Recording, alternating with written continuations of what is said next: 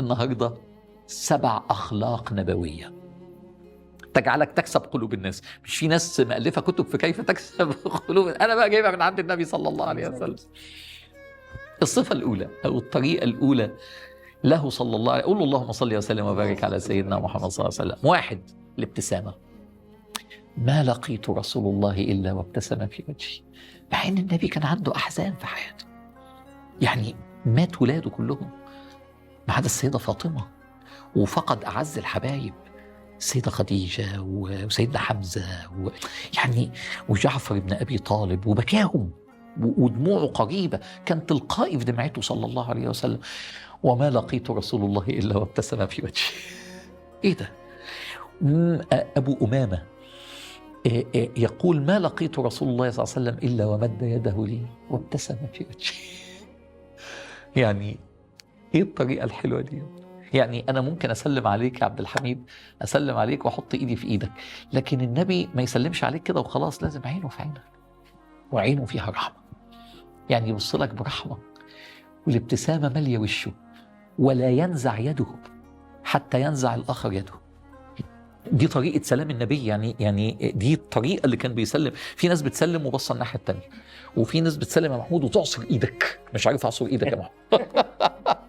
وفي ناس تسلم عليك وهي كده، دي يعني سلم عليك كده ويملأ إيده من إيدك وينظر في العينين ويبتسم. يا نفسي أسلم على الرسول صلى الله عليه وسلم إن شاء الله. الأولى ابتسامة، يا سلام، وهي دي يعني تكسب قلوب الناس. انت مش عارف الابتسامة ان انت دائم الابتسامة، مشهور بالابتسامة، بتعمل ايه في قلوب الناس؟ لازم يحبوك. يبقى اول واحدة تكسب بيها قلوب الناس، عايز الناس تحبك، دائم الابتسامة، قابلهم بابتسامة مش بعبوس. وسيدنا جابر بن عبد الله هو كمان قالها بطريقة تانية، بيقول لقيت رسول الله صلى الله عليه وسلم وهو قادم من جهة القمر، يعني القمر كده والنبي جاي كده، فالقمر فوق النبي والنبي جاي في نفس الاتجاه، فجعلت أنظر إلى القمر وأنظر إلى وجه رسول الله صلى الله عليه وسلم بابتسامة النبي الجميلة، فوالله لرسول الله أضوأ في عيني من القمر. إيه ده؟ اللهم صل وسلم وبارك على سيدنا محمد صلى الله عليه وسلم. طيب، يبقى دي الأولى الابتسامة. الثانية الكلمة الحلوة، لا يمكن يقابلك إلا يقول لك كلام حلو. في ناس بترمي دبش، وفي ناس بترمي طوب، وفي ناس بخيلة العواطف، بخيلة الكلمة الحلوة. الكلمة اللي هتخسرك ايه؟ وقولوا للناس حسنا. في ناس بخيلة، وبصراحة يا جماعة أحيانا بخل النفوس أسوأ من بخل الجيوب. يقول الله تبارك وتعالى وأحضرت الأنفس الشح. إيه ده؟ إيه الكلمة دي؟ يوم القيامة هتحضر النفوس الشحيحة. مستخسر يقول كلمة حلوة لموظف عنده، مستخسر يقول شكرا لحد بيشتغل عنده، مستخسر يقول لمراته كلمة حلوة. ايه ده؟ ايه الشح ده؟ ايه البخل ده؟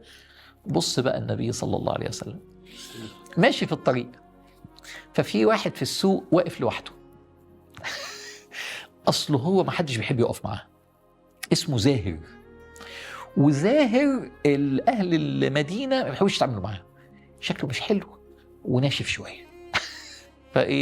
فلوحده يسيبه لوحده. فذهب إليه النبي من ظهره وضمه فقال من هذا؟ أرسلني، وهو ناشف يعني. فالتفت فإذا النبي صلى الله عليه وسلم فاتح لي ذراعي، ففرحت أن النبي فعل معي ذلك. ثم أخذ بيدي ووقف بين الناس ويقول لا التاني ويقول من يشتري هذا العبد؟ من يشتري هذا العبد؟ عندي عبد للبيع. بيهزر معاه وبيدخله في وسط الناس. فقلت إذا تجدني كاسدا يا رسول الله، أنا ما حدش يشتريني يا رسول الله. قال ولكنك عند الله غالي. يقول زاهر فوالله ما نسيتها أبدا، ولقد مات رسول الله وكلمته في أذني. كلمة ترفع بها روح إنسان يفضل فاكرها لك العمر كله. كلمة واحدة، إنك تطلع كلمة حلوة. لما حصل كده مشادة بين السيدة فاطمة وبين السيدة عائشة بنته ومراته، هتعالجها ازاي يا رسول الله؟ بالكلمة الحلوة. قال يا فاطمة أما تحبين ما أحب؟ مش انت بتحبي اللي انا بحبه؟ قالت نعم يا رسول الله. قال فاني احب عائشه فاحبيها. يعني حتى المنطق احنا ما بنستخدمش المنطق ده، احنا بنستخدم بقول لك ايه، انا سمعت ان انت قلت واحد صح، مش هي دي الدخله الشهيره؟ ايه ده؟ ايه الدخله دي؟ دي دخله النبي صلى الله عليه وسلم. انت بتحبيني، انا بحبها، ممكن تحبيها عشان انا بحبها. تعرف لسانك يطلع كلام حلو. لما دخل اليهود يزوروا النبي صلى الله عليه وسلم فقالوا السلام عليك يا محمد، والسام في لغة اليهود يعني الموت، فشالوا كلمة بدل السلام، قال يعني كأنها أنت ما سمعتهاش. فالسيدة عائشة مصحصحة قالت وعليكم السام واللعنة. قال يا عائشة لما قلت ذلك؟ قال أنت أما سمعت يا رسول الله؟ قال قد سمعت، ولكن الله أمر بالرفق، ما كان الرفق في شيء إلا زانه. ألم تسمعيني قد رددت عليهم وقلت وعليكم؟